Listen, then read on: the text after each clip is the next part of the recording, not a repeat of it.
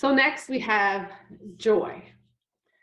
Nehemiah 8:10 tells us that the joy of the Lord is my strength. Can I tell you, this is like all of these guys, like I'm talking about these, and I'm telling you, I have to protect these fruit like a dog with a bone, I'm telling you. But I'll tell you, but the first time I started to really understand what it meant to start growing in the fruit of the Spirit. So back in, I believe, 2012, my father-in-law and my husband, Vaughn, we had went to Africa for a missions trip to speak. I was doing some speaking, and I was convinced that God was going to heal me before I went to Africa. And here's why.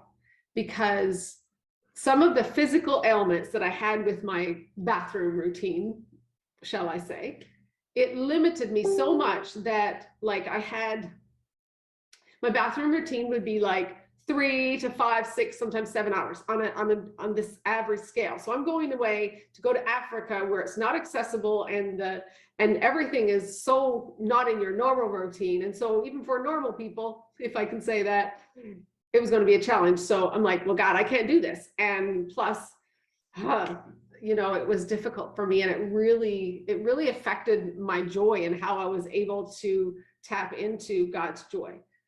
And so I was convinced. I was just like actually getting excited because God's going to take this, because I don't see how this is happening any other way. Only days away from this trip, and I was in the bathroom on my 3rd hour, and I knew that this wasn't going to be lifted. Man, I was like, and I'm like, where are you? I know you see me. And if you actually cared about me, you take it.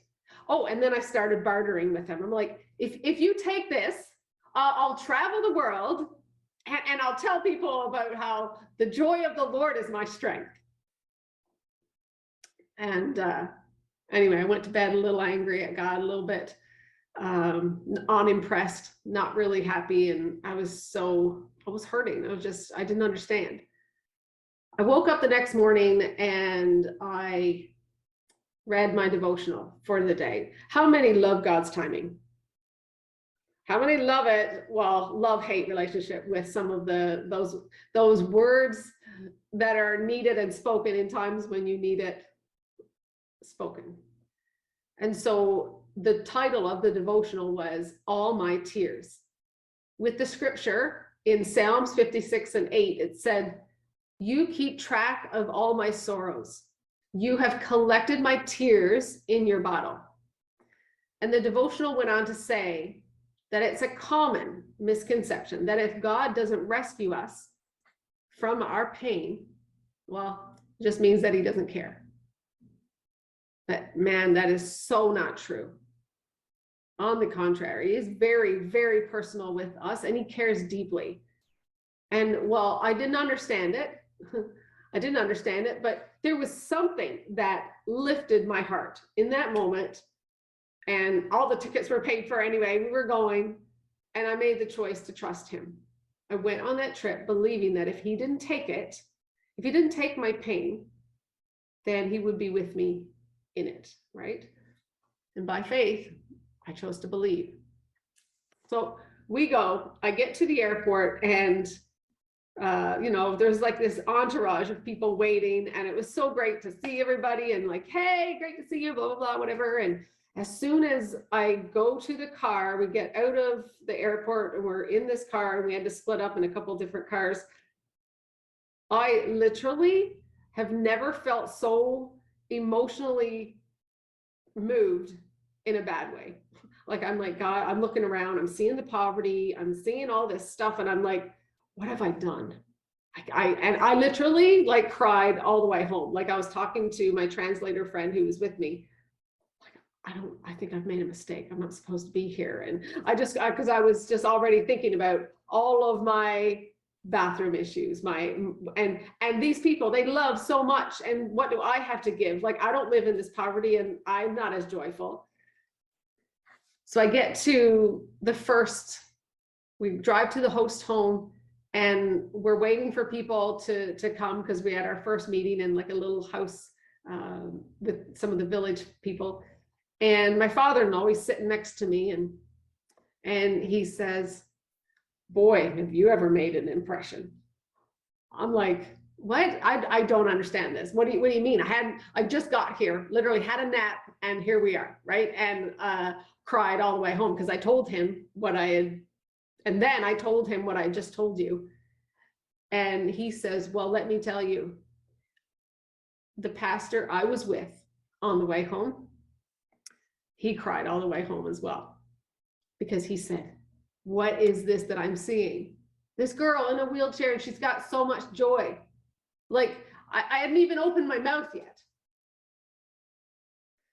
Philip Yancey said to me once, he said, "Deanne," he said, "pain redeemed is more impressive than pain removed." That is so powerful. And that was what I was I was just beginning to see it. I hadn't learned it yet. I mean, I was starting to begin to see it, but I was starting to understand that during this, "God, why aren't you removing this?" In that season, I was growing in joy. I was allowing God to be my strength.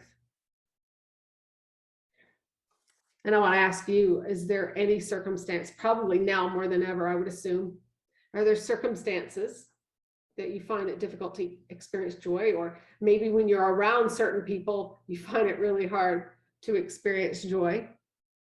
And as you think about what I've just shared in that context, rate your level of joy. Where do you see yourself? You're like, "Man, I wish."